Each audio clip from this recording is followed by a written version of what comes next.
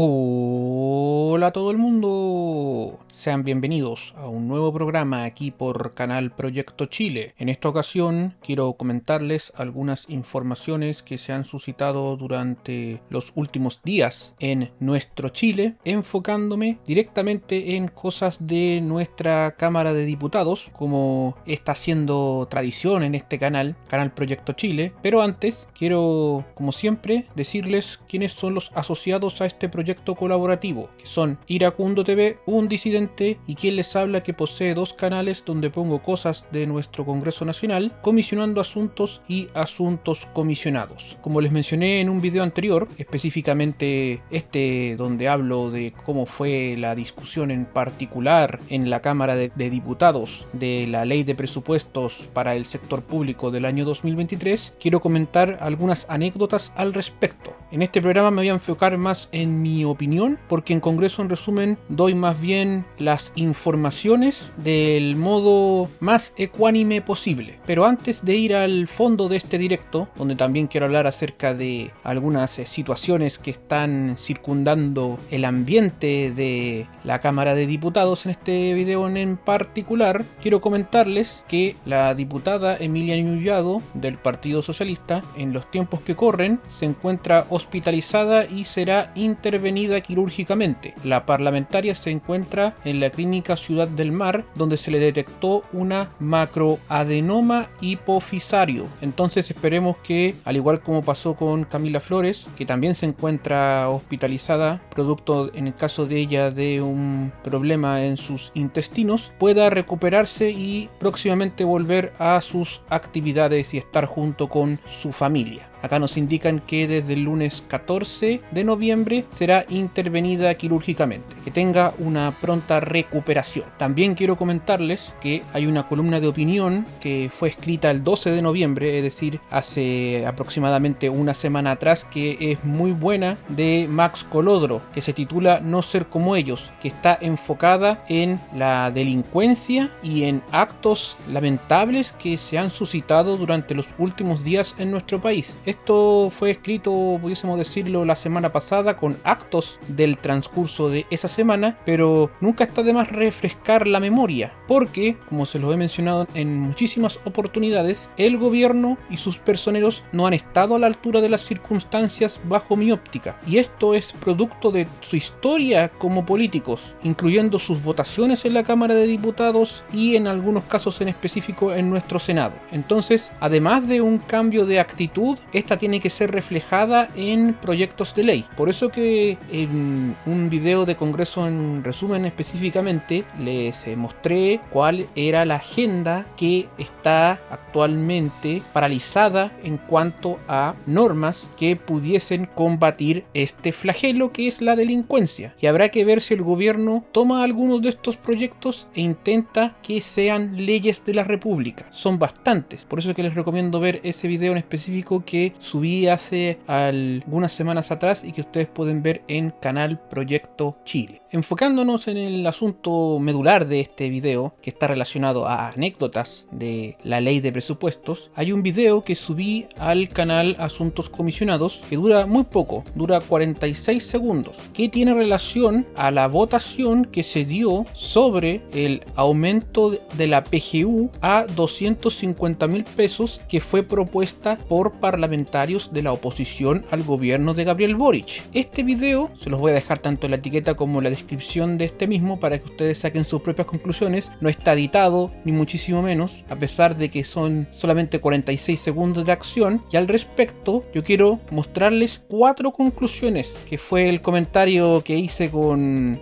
una de mis cuentas, que se llama en este caso Hasta 225. Esta votación retrata por completo a la gran mayoría de los diputados chilenos. No quise poner a la clase política completa porque faltan los ministros, que en otras circunstancias han sido retratados por formular indicaciones a proyectos de ley y proyectos en sí inadmisibles, como se dice en la jerga, inconstitucionales lisa y llanamente. ¿Por qué? Porque en este caso en particular, y como se ha dado en otros en el país, pasado, votar a favor es lisa y llanamente no cumplir con el juramento o promesa de cumplir con la Constitución. Esto es algo mínimo y algo que muchísima gente no lo va a comprender por el noble bien que pretenden los diputados en este caso que suceda, que es el aumento de la PGU a 250.000 pesos. Un segundo punto es una suerte de hipocresía de muchos políticos del gobierno en estos tiempos que corren, porque la gran mayoría de ellos, si fueran oposición, hubieran votado a favor, como lo han hecho en el pasado. Más adelante les voy a mostrar una editorial del diario La Tercera, donde dan ejemplos de esto, y que es bastante interesante lo que ellos opinan al respecto de esta situación. En tercer punto, la gran mayoría de los que hoy son oposición al gobierno de Boric, si fueran gobierno, hubieran votado en contra. Y cuarto punto, que esto me voy a concentrar un poco más adelante en el video, es sobre la actitud de Vlado Mirosevic. Si ustedes aprecian el video, él apura el resultado de la votación por ser afín al gobierno, demostrando una vez más lo hipócrita de su actitud como diputado. Voy a dar un claro ejemplo de esto un poco más adelante. De hecho, les aviso que lo comenté en Iracundo TV en un directo anterior. También los invito para que, si ustedes quieren ver esos directos que son más relajados que estos, van a pasar un buen rato si es que les gusta el humor ácido. Y redondeando un poco esta primera parte, quería comentarles que se ha hablado muy poco, sobre todo que hubo 2 mujeres afectadas. Aquí en Radio Bio Bio nos muestran que la oposición apuntó contra Vlado Mirosevic porque, más allá del resultado, que es correcto bajo mi punto de vista, él no fue lo suficientemente ecuánime para que 2 diputadas como lo son Flor Weise y Carla Morales pudieran votar en esta oportunidad. De hecho, Weise, una de las afectadas, no presuntas afectadas, si ustedes aprecian el video, dijo que se sintió discriminada por parte de la mesa de la Cámara. De hecho, si ustedes ven la sesión completa, se puede apreciar que posterior hubo un altercado acerca de esta votación, donde Weise se ve detrás reclamándole al secretario general, porque Mirosevic no cumplió el reglamento debido a que tenía que decir 2 veces han votado todas las señoras y señores diputados, y solamente lo hizo una vez. En otras votaciones también hizo lo mismo, pero producto de que se estaba votando la ley de presupuestos, como les consigné en el video anterior, con debates que duraron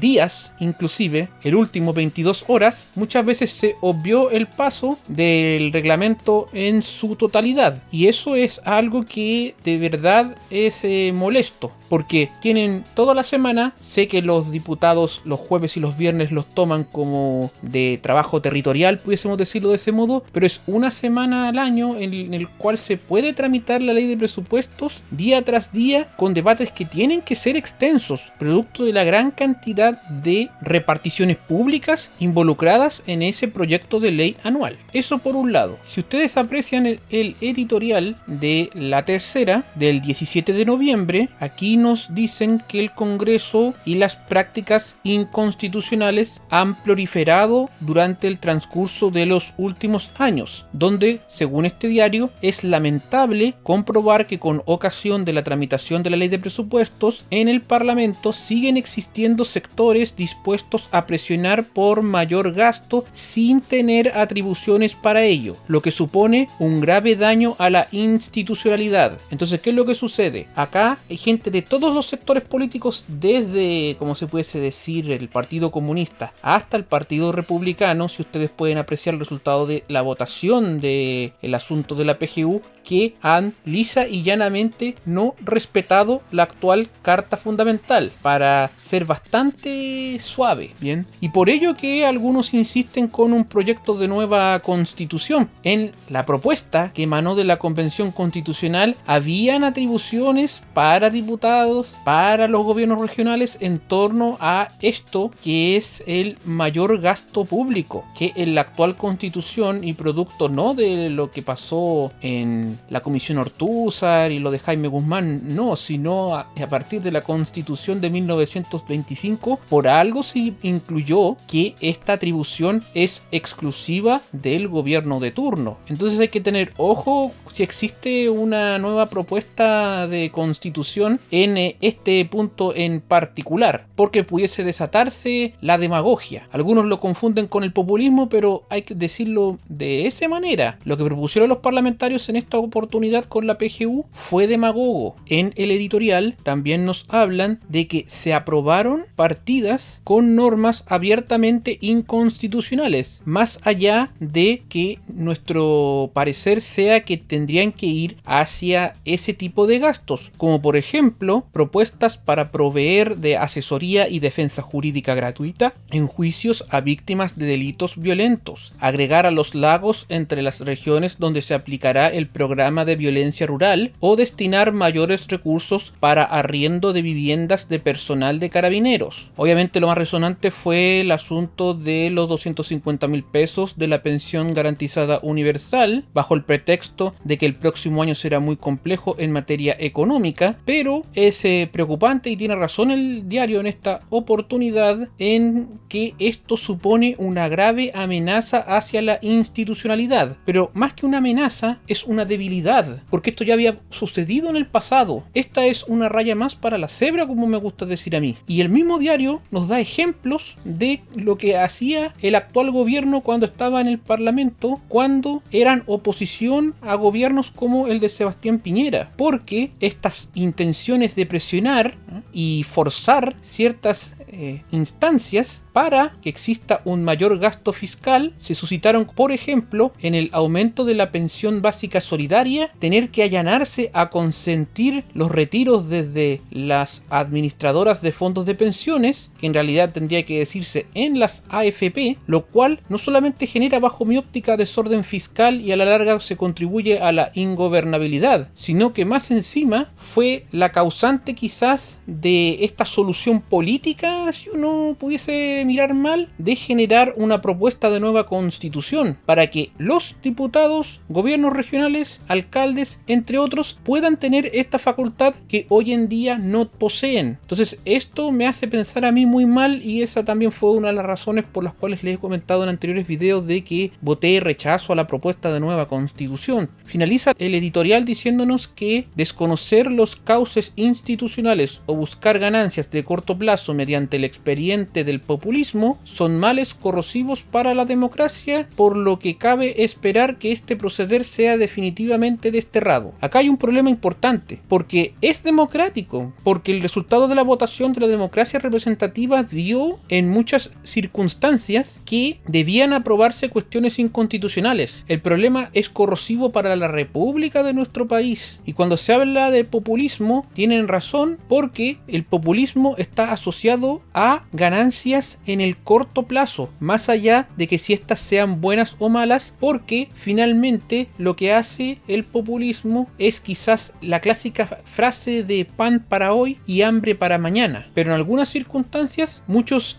han tenido que someterse ante esto que es malo en el largo plazo sí o sí, eso hay que decirlo, como por ejemplo fue los retiros de fondos provisionales. ¿Qué medida más populista que esta, que es hoy en día aplaudida por gente de todos los sectores políticos, como por ejemplo Mario Desbordes, que nunca se ha arrepentido de ello? Entonces es difícil cuando después le achacan a otros el populismo en otro tipo de circunstancias, cuando tú lo fuiste de algún modo u otro en algún proyecto de ley, como fue el caso de los retiros de las AFP. Eso fue populista. Otro asunto acerca de la ley de presupuestos que yo quiero comentar con quien me escuche, lo proporcionó el diputado Henry Leal, que está asociado al denominado como Plan Buen Vivir. Hay que consignar lo siguiente al respecto. ¿Qué es el Plan Buen Vivir? El Plan Buen Vivir es una, digámoslo así, política pública que intenta el gobierno de Gabriel Boric impulsar en la región de la Araucanía. Bajo mi óptica y bajo la óptica de muchos, incluyendo personeros de gobierno, esto debiese estar circunscrito en un proyecto de ley. Pero ¿qué es lo que pasa? Se incluyó una parte en la ley de presupuestos para que avance con mayor celeridad este asunto. Lo que se mencionó en el debate de la ley de presupuestos Pesos de esta situación que está en el ministerio de Analía Uriarte, producto según ella de que este tipo de instancias tienen que estar en un ministerio intersectorial y no por ejemplo en el Ministerio del Interior, y haciendo una suerte de apéndice, esto debiese estar circunscrito en el Ministerio de Desarrollo Social y no en el denominado como SECPRES. Pero más allá de ello, si ustedes pueden apreciar acá en la pantalla, se habla de que esta partida va a tener ingresos, como se dice en la jerga, de 1.226 millones de pesos. Ustedes pueden apreciar acá, a esta cifra le falta incluir 3 ceros,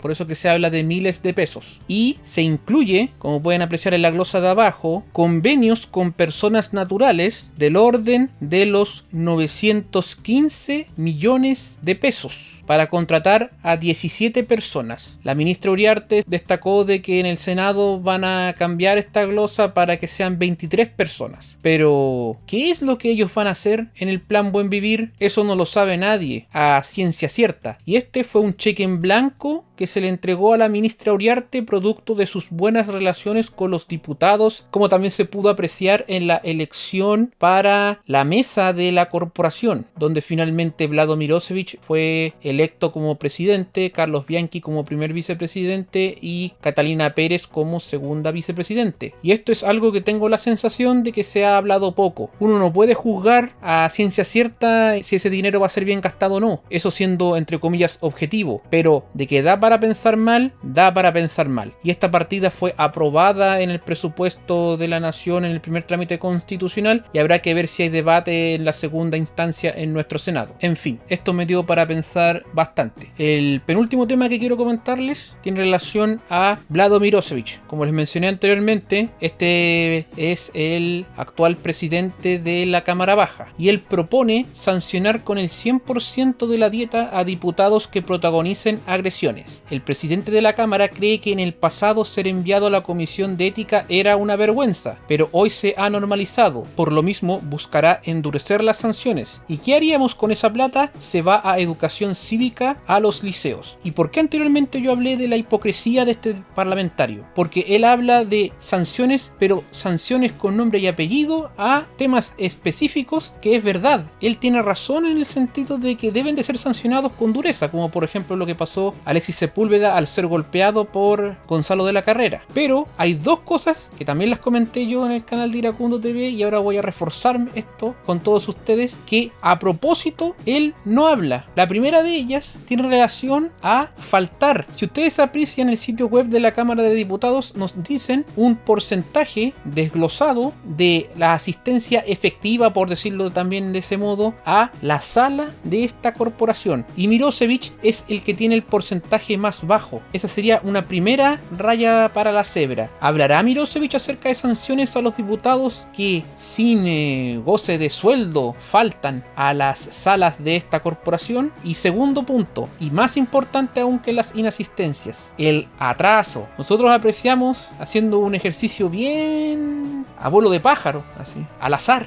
que Mirosevic en particular debe de ser el diputado que más tarde llega, si es que llega a las sesiones de sala de esta corporación, y a comisiones habría que revisarlo bien, pero es con el video y es más difícil. No va a hablar de ese tema, no va a hablar porque lo perjudica a él específicamente. Otro punto también que quiero comentar con todos ustedes es lo que él, tomándose atribuciones en el reglamento, está no permitiendo que se utilice el artículo 33 al inicio de las sesiones. Cuando un diputado siente que se le faltó a la honra, tiene la posibilidad de en la sala apelar al artículo 33 y hablar por 5 minutos. Él, utilizando una atribución del reglamento, ahora no permite que esto se haga al inicio de las sesiones, sino que se haga al final. ¿Qué fue lo que sucedió? Él dice de que han habido muchos insultos, muchos agravios, sin hacer autocrítica, porque él en una entrevista con Mónica Rincón en CNN Chile insultó toda la bancada del Partido Republicano. El diputado Sánchez pidió el artículo 33 y Mirosevic no tuvo el tacto para permitir que Sánchez le hablara a la cara, y Sánchez tuvo que hacer su alocución al final de la sesión y con Mirosevic ya fuera de la sala, porque todos sabemos que al final de las sesiones existe la tradicional hora de incidentes, en la cual generalmente es el segundo vicepresidente el que está a cargo de la misma. Así se maneja este personaje. Y para más ahondamiento de otro tema que no va a hablar acerca de aumentar las sanciones, tiene relación con el informe de test de drogas. Se han preguntado qué pasó con aquellos diputados que no se hicieron el test,